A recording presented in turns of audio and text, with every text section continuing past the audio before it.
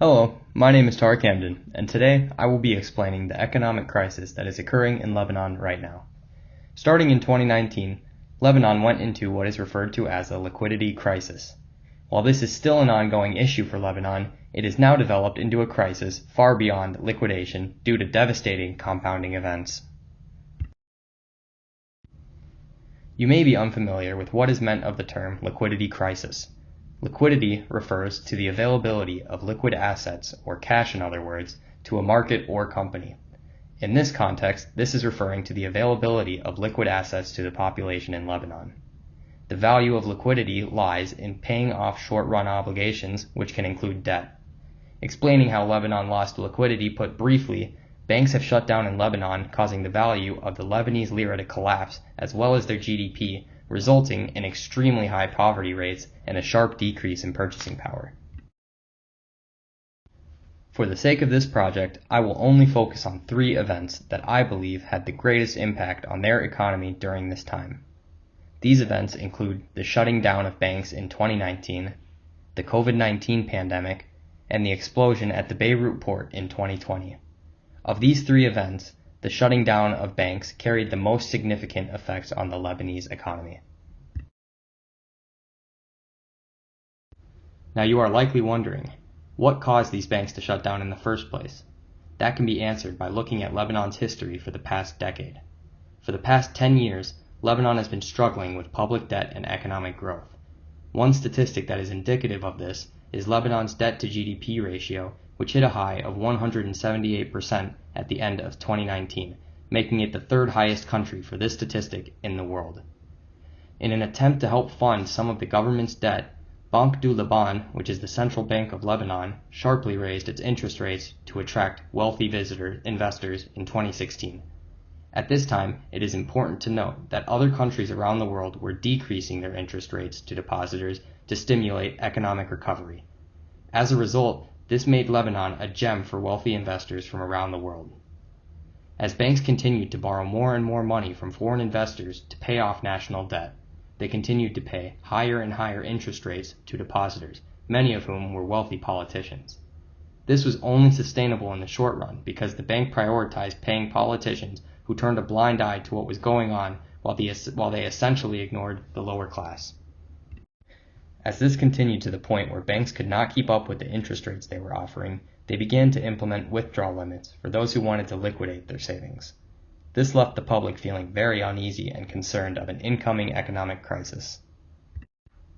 The tipping point of this crisis occurred in October of 2019 when lawmakers implemented a plan to tax the popular messaging app called WhatsApp. This was again an attempt to fund the government's debt problem. Given that this is a very common way for Lebanese people to communicate with each other as well as with their relatives, this tax plan had a disastrous reaction from the public. Immediately following this were mass protests by the youth demanding change. As a result of this, investors started pulling back their money from Banque du Liban, thus causing a shutdown because they could no longer pay their depositors. This shutdown caused the value of their currency to collapse from what used to be 1,500 lira to the dollar to a high of 12,000 lira to the dollar. This marked the start of the liquidity crisis in Lebanon. Since the start of the liquidity crisis in 2019, Lebanon's GDP as well as the value of the Lebanese lira have been declining, thus causing the economy to take a sharp downturn. This has had many negative effects on the population of Lebanon. With the value of the Lebanese lira at an all-time low, the purchasing power of citizens was close to nothing. In addition to this, over half of the population was below the poverty line. Taking all of this into account, Lebanon was in a terrible position economically going into the COVID pandemic. While it is hard to identify the direct economic impact of the COVID pandemic due to the fact that Lebanon was already in a financial crisis, what we do know is that COVID-19 only magnified present and ongoing issues in Lebanon at the time. 2 effects of COVID-19 on Lebanon's economy include the further rise in inflation as well as increased unemployment and poverty. Just to add to what has become a compounding crisis, on October 4th of 2020, an explosion went off at Beirut Port, killing over 200 people and causing billions of dollars in damage. This further buried Lebanon's government in the massive debt that they already owed. The COVID pandemic, along with the explosion at the Beirut Port, made matters far worse for Lebanon, who was already in the midst of an extreme economic crisis. In efforts to offset some of the impact of these events on the population, the Lebanese government put together an economic package aimed to help households and affected patients of COVID-19. This was in the form of an emergency social safety net that amounted to roughly $300 million.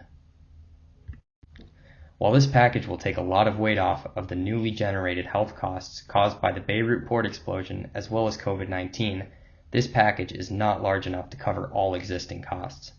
With that being said, since Lebanon has extremely limited international support at the moment, there is still a long way to come before things start looking better. It is hard to say what lesson can be learned from this series of crises, given the first of the three, the shutting down of banks, was caused by corruption, while the other two were completely unavoidable. However, there is no reason that future policies couldn't be made to avoid experiencing another financial crisis. If Lebanon hadn't been in the midst of their liquidity crisis going into the COVID pandemic and explosion, the negative economic effects of these two events would drastically be decreased.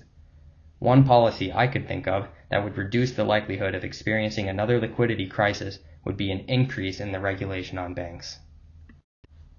Thank you for listening to my presentation on the compounded crisis going on in Lebanon today. I hope you have a wonderful day.